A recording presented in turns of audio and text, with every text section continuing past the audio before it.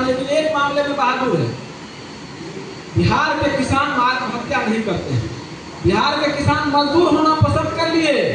पंजाब जैसे, राजस्थान जैसे राज्यों में मजदूर हो गए जाकर के, लेकिन आत्महत्या नहीं की।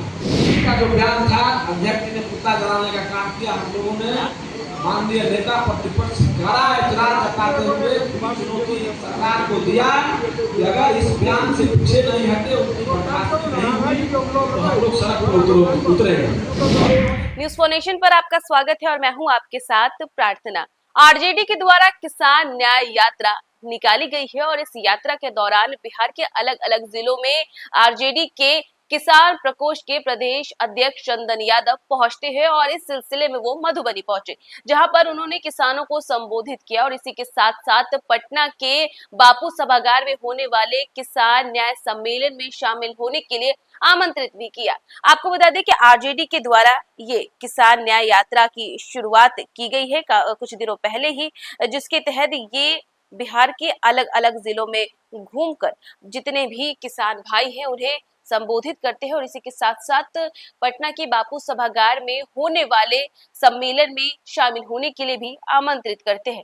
बाकी क्या कुछ कह रहे हैं किसान प्रकोष्ठ के प्रदेश अध्यक्ष चंदन यादव, छोड़ जाते आपको उनकी तमाम बयानों। किसानों को तो लगातार गाली दिया जा रहा है, अब इससे ज्यादा आप कितना बर्दाश्त करेंगे? किसानों को, बिहार के किसानों को अपमान होने का सहन शक्ति का एक आदत बन गया।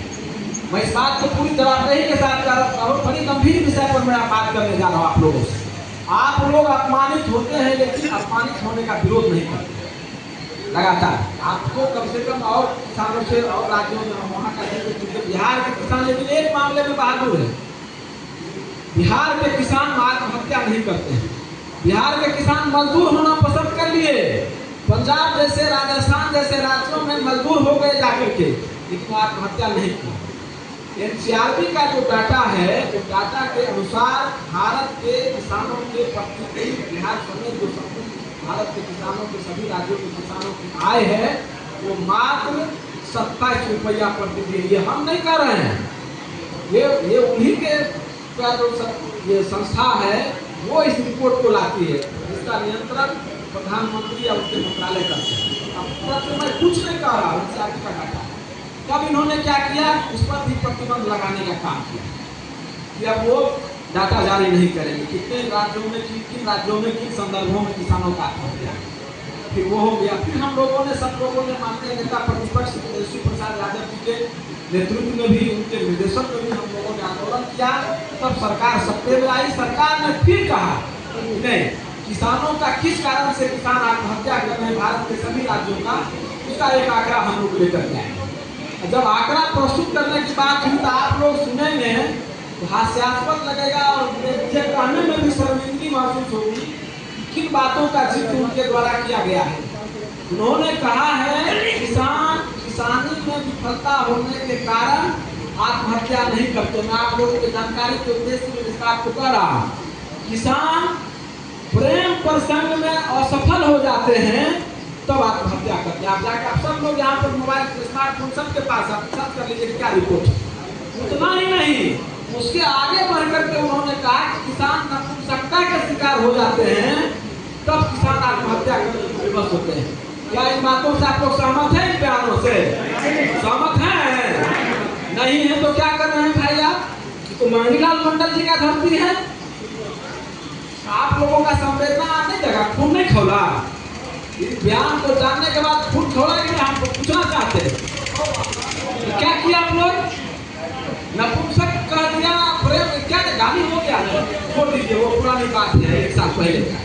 अभी हाल के दिनों में एडीजी का जो बयान था, अध्यक्ष ने कुत्ता जलाने का काम किया। हम लोगों ने माननीय नेता प्रतिपक्ष कड़ा एतराज जताते हुए चुनौती सरकार को दिया कि अगर इस बयान से पीछे नहीं हटे, उनकी बर्दाश्त नहीं हुई तो हम लोग सड़क पर उतरेंगे। और उन्होंने तुरंत मुझे दूरभाष के माध्यम से कहा कि चंदन जी, सभी जिला मुख्यालयों पर अपने प्रकोष्ठ की तरफ से चरणबद्ध आंदोलन चलाया। हमने उसी दिन घोषणा किया, प्रेस कॉन्फ्रेंस बुलाया और किसी के माध्यम से हमने सरकार को देते हुए चिट्ठी जारी किया और सभी जिला मुख्यालयों पर ऐतिहासिक राजद किसान प्रकोष्ठ के द्वारा दिवसीय पुतला दहन हुआ और तब जाकर के ये लोग माफी मांगे। लेकिन मेरा कहना है कि माफी मांगने से काम चल जाएगा क्या? माफी मांगने से काम नहीं चलेगा। अब किसानों को पहले ही आतंकवादी, खालिस्तानी, विदेशी चंदा पर चलने वाले आंदोलन चलाने तो सब न जाने क्या क्या शब्दों से उन्होंने नवाजा है, आप लोग जानते हैं। अब हम नीतीश कुमार से हमने कहा आप दोनों एक ही जिला से आते हैं और ये राज्य के गृह मंत्री के तौर पर आप सभी किसानों को, राज्य के सभी किसानों को पटना के गांधी मैदान में बुलवाइए और बुलवा करके आप न केवल माफी मांगिए बल्कि इस बात का बाकायदा उसमें घोषणा करिए कि हमने एडीजी को इस शर्मनाक और गंभीर ज्ञान देने के बाद इसको मैं तुरंत बर्खास्त करता हूँ अविलंब, नहीं तो राष्ट्रीय जनता दल किसान प्रकोष्ठ और हमारे राष्ट्रीय अध्यक्ष माननीय लालू प्रसाद जी तो सदियों से शुरू से कहते आ रहे हैं कि भारतीय जनता पार्टी की जो सरकार है ये किसान विरोधी सरकार है। आप समझिए किसान विरोधी सरकार इसलिए है कि डीजीपी के बयान का किसी ने खंडन नहीं किया। भारतीय जनता पार्टी का भी किसान प्रकोष्ठ है, सब पार्टी का किसान प्रकोष्ठ है। प्रधानमंत्री जाते हैं तो क्या कहते हैं कि 4 जाति है हमारी, किसान, महिला, युवा और गरीब। ये हमारा वक्तव्य नहीं है। तो किसान को गाली देने के लिए सिर्फ जाति बनाए हुए हैं, किसान का भला भी होगा। प्रधानमंत्री जिस समय पूछना चाहता हूँ किसान को जाति में विभक्त किए तो किस गाली देने के लिए किसका कुछ भला भी हो जाए। तो आप वो निकल करके आते सब लोगों से माफी तो वो करेंगे नहीं। हम लोग इस आंदोलन को समाप्त नहीं किए, इसलिए नहीं किए हैं करीब वाई चरणबद्ध आंदोलन हम लोग चला रहे हैं जब तक इनकी बर्खास्तगी नहीं होगा। लेकिन उनके बयान से पहले हम लोगों का कार्यक्रम तय था, सब लोग जानते हैं। उसके बयान के पहले से कार्यक्रम तय था। हम लोग कार्यक्रम की ओर मुखातिब है, उस पर ज़्यादा हम लोगों का ध्यान है और लगातार अब तो हम अंतिम दौर में, अंतिम चरण में हम लोग चल रहे हैं। 6-7 जिला रह गया, 11 से यात्रा में हम लगातार हैं और एक दिन भी गैप नहीं है। हम एक दिन में 2 तो मिनिमम 2 जिला हम 2 चिट्ठी जारी किए हैं, एक दिन में हम 4 जिला जा रहे हैं। तो देर से आने का ये भी प्रमुख कारण है।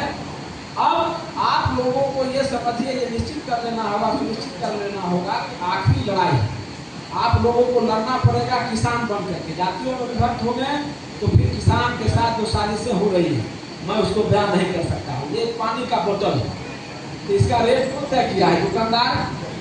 दुकानदार ने किया होगा इसका। और जमीन, किसानों का जमीन जब अधिग्रहित होता है किसी विकास के कार्यों के लिए, हम विकास, राष्ट्रीय जनता दल विकास के पक्षधर है, बाधक नहीं है, लेकिन किसानों के जमीन का जो मूल्य है कौन तय, किसको तय करना चाहिए?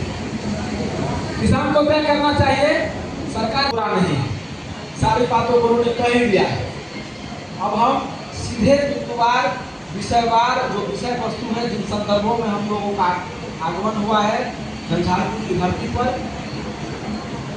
अब हम अपनी तरफ से और राष्ट्रीय जनता दल की तरफ से बातों को नहीं, पहले उन बातों को रखते हैं आप लोगों के समक्ष जिन बातों को 2014 के पहले जो व्यक्ति प्रधानमंत्री पद के दावेदार थे, उम्मीदवार थे, उन्होंने बिहार समेत भारत के तमाम किसानों से उन्होंने वादा किया। उन वादों के आलोक में मैं बातों को रखना चाहता हूं। उन्होंने क्या कहा? वो जब गुजरात के मुख्यमंत्री थे तो लगातार अभिनय की दुनिया में, अभिनय की स्थिति में हमारे माननीय राष्ट्रीय अध्यक्ष श्री लालू प्रसाद यादव जी के आशीर्वाद से जो सरकारें चल रही थी केंद्र में, डॉक्टर मनमोहन सिंह जी हम लोगों के बीच नहीं है, उनको लगातार पत्र लिखते थे। क्या लिखते थे? इतना चिंतित रहते थे, लिखते रहते थे किसानों का भला किए बगैर भारत, एक विकसित भारत का निर्माण का सपना भी देखना संभव नहीं है। किसानों की आय को दोगुनी किए बिना एक विकसित भारत का सपना देखना अपने आप में बेईमानी है। किसानों की आय को संपूर्ण लागत का 1.5 गुना करने के साथ साथ एमएसपी को, जो स्वामीनाथन कमेटी का सिफारिश है, उस हिसाब से उस आलोक में एमएसपी C2+50 के फॉर्मूले, ना कि अभी HOFL। और किया क्या? जब प्रधानमंत्री के पद पर आसीन हुए व्यक्ति तो लगातार ये झूठ बोलते रहे भारत समेत बिहार के किसानों से। किसानों को न केवल गुमराह किया बल्कि भारत के मुख्य न्यायाधीश को भी इन्होंने गुमराह किया। हम समझते हैं कभी कभी तो हमें संशय की स्थिति में हम दुखी हो जाते हैं, और भारत के तमाम विद्वान किसान जो हैं वो भी संशय की स्थिति में हो जाते होंगे। ये व्यक्ति वही वाले नरेंद्र मोदी हैं जो गुजरात के मुख्यमंत्री थे, या ये व्यक्ति जो अभी वर्तमान में प्रधानमंत्री दूसरा नरेंद्र मोदी? कभी कभी हम लोग भी सोचते हैं क्या कब ज्ञानी थे या अब अज्ञानी है? मुख्यमंत्री के रूप में ज्यादा ज्ञानी थे, किसानों के रूप में ज्यादा चिंतित थे। अब जब इनको कुछ करने का बात आई उनके तरफ से, ये चाहते हो सकता था। आपने देखा होगा 700 से अधिक किसानों की शहादत हुई।